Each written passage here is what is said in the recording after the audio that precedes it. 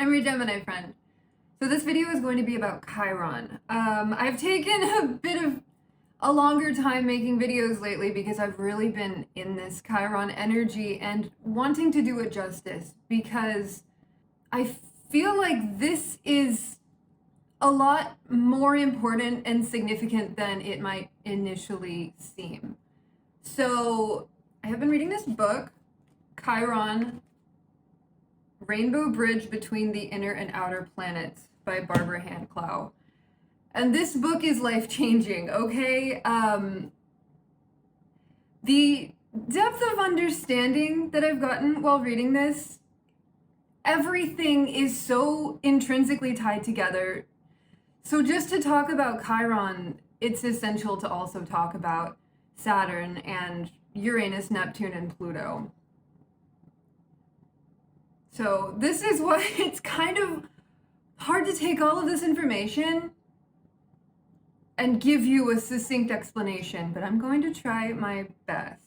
When it comes to the mythology of Chiron, this isn't really what I'm here for. You can look it up. If you care, there's so much mythology, and there's a lot of significance in the mythology, but I'm more about trying to understand what this energy represents in our natal chart and in our lifetimes. Because this idea of the rainbow bridge, the bridge, that's a crucial concept here.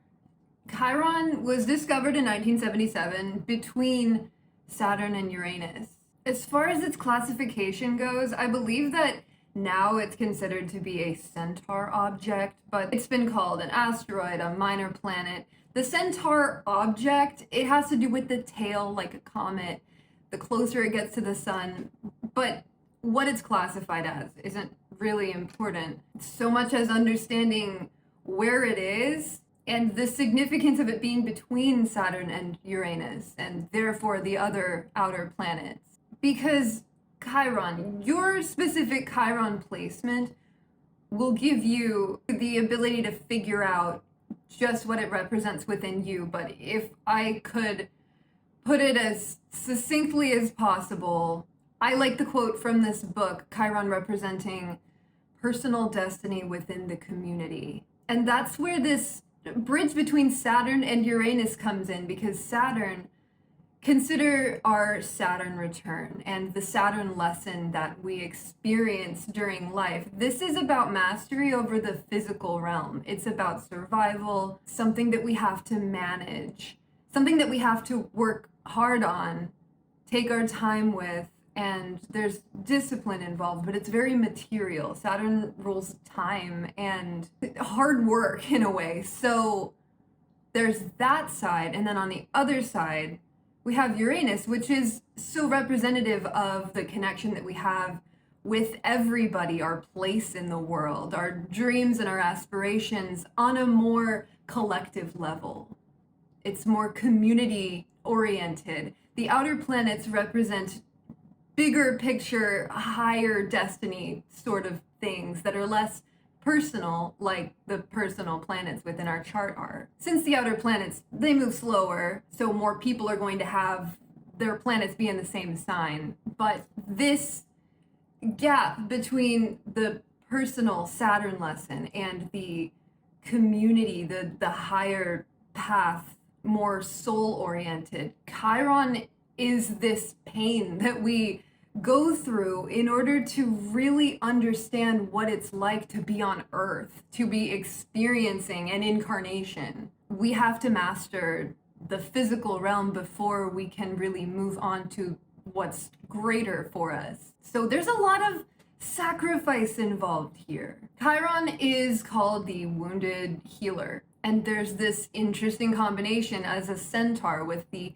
human body and the horse body, this merging of humanity and the more primal side. Chiron represents the gap between these realms. So with major Chiron transits, especially the first square that we experience, this can be the first time that we really have to question, like, what are we doing here? It's like a separation between the soul and the material, who we are here and who we really are. But a part of this earth life is we need to go through pain and lessons and learn things. And Chiron, with this wounded healer, it's about experiencing pain so that you can help other people with it. It's tough to heal within yourself. It's harder to see within yourself. But through going through this pain, you're able to help and heal others. So your specific Chiron placement is really a look into what you're meant to be doing on a higher scale, how you can help humanity by healing yourself. Because to heal others, we need to be coming from a healed place.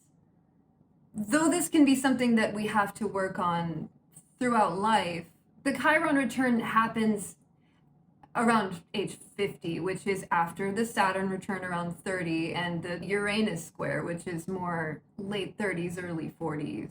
And another thing that Chiron represents, like a bridge between, is masculine and feminine. Of course, we have societal imbalance, like all of the things that involve overexertion, focusing on work, overcompensating, and not allowing ourselves to rest, rejection of femininity entirely. It's something that we've been going through as humans collectively for a while, but this Chiron energy takes that Saturn discipline, masculine, hard work type idea, and it eases this transition between that and the outer planets representing the feminine, the more intuitive side of life, the immaterial. It's nurture, it's compassion and empathy and connection. But I want to talk about how Chiron, there is a major argument in this book. It's not even really an argument, it just seems true. But Chiron being the natural ruler of Virgo rather than Mercury. Of course, Virgo has those natural mercurial qualities, but Chiron represents this energy of Virgo in the 6th house perfectly. And I could just talk about this specifically for forever, but consider the Virgo issue that can come up of like being overly picky, overly controlling, obsessed with keeping things perfect. This is an imbalanced and kind of toxic way of expressing the energy. The ideal way that Chiron is representing for this Virgo 6th house process, it's all about the process.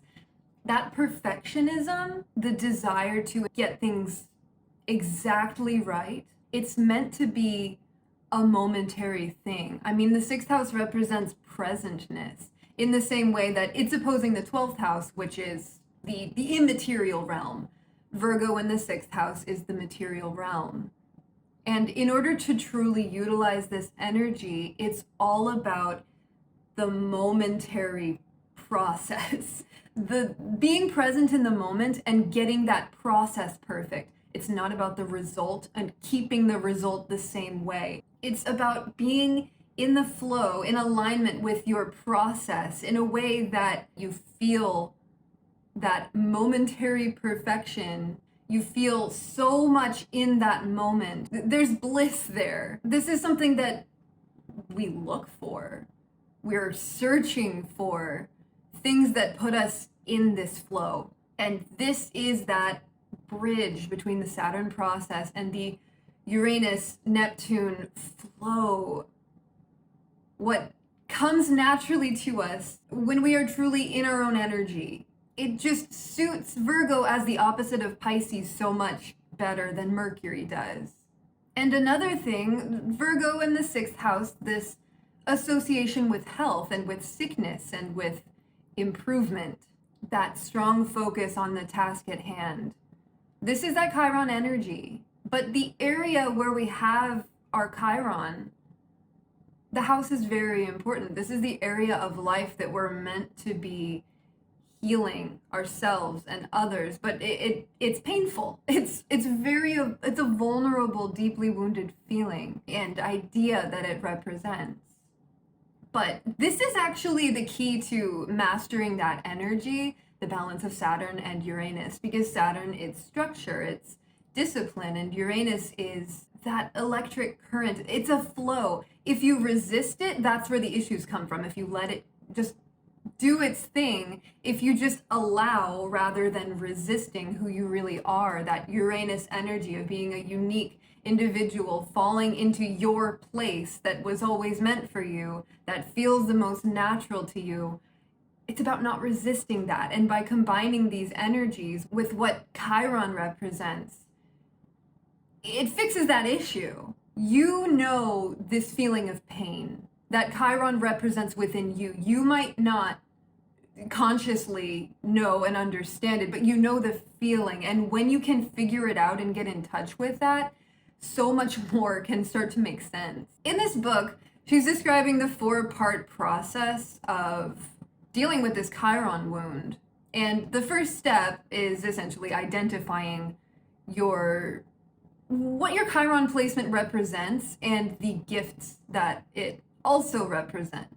The gifts that you have to share with everyone who is similarly suffering from this wound, and finding a way to integrate this into just who you are.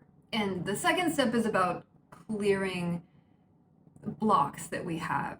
She's describing this as past life karmic energy, but I know not everybody believes in past lives, and I don't want to alienate anyone. So just whenever this comes up, I want to consider it as something that you've come into life with, something that it's so familiar to you. It's a way you've always felt, something that might be kind of indescribable but ever present. For example, like irrational fears or feelings of pain or disgust or self-loathing or an aversion to a certain concept, things that are just like within you that can't necessarily be explained. These can come from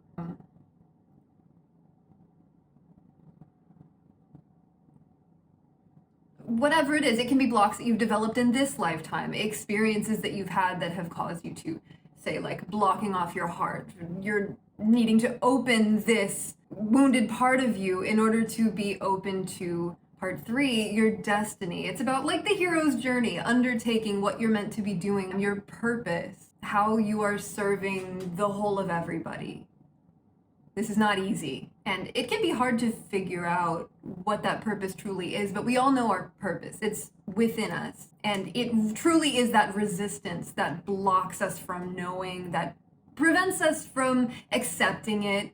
It's about the flow, being who you are, being in alignment, being in your energy, and not resisting the things that are true to you.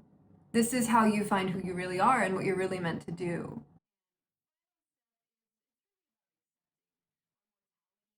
Which is, again, not resisting. I believe each of these steps are represented by Uranus, Neptune, and then Pluto. So obviously Pluto, death, it's about accepting what can't be changed, getting rid of what is false to us, what we've been clinging to that is not serving us, and just allowing things to be. Clearly resistance, resisting our true purpose, our true selves, our passion, our interests, what we really want with our lives. Resistance is creating an inability to truly be who you're meant to be. Of course, free will, you can do whatever you want, but the satisfaction that comes with actually doing your true purpose, what you like came here for. I believe that Chiron is like the key to merging our material, physical, earthly lives with our soul and our purpose and what we're meant to be doing.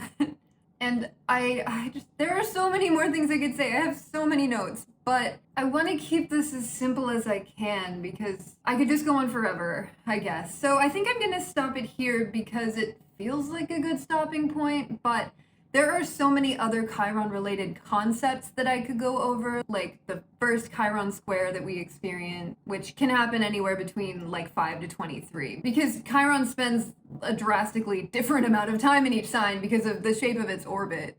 So depending on your Chiron sign, Chiron will square your natal Chiron at one of those years in between. There's the Chiron return, conjunctions to other planets, different stages of life, different transits. So definitely recommending this book by Barbara Hand Clow. It is incredible. It's a very astrology heavy book, so you want to be like expecting something that's very astrologically minded going into it. So as I'm going to go into each Chiron sign and house, I am going to combine the signs and the houses, but I do want to differentiate within the video the difference between the sign and the house, because they are very different. It just represents the same energy in a different way. So I'm gonna try to do that justice. But these videos should be coming out a little faster than I have been lately. And I'm just really hoping that I made some sense with this. I feel like it will make more sense looking at your individual placement. As my Chiron is in Virgo, I feel very strongly attuned to the natural Chiron Virgo idea, and something about really feeling like I truly understand Virgo energy now is honestly very exciting. So I hope you like this. Let me know what you think, or if you have any questions. I'm happy to try to answer them. Thank you so much for watching. I love you. Bye.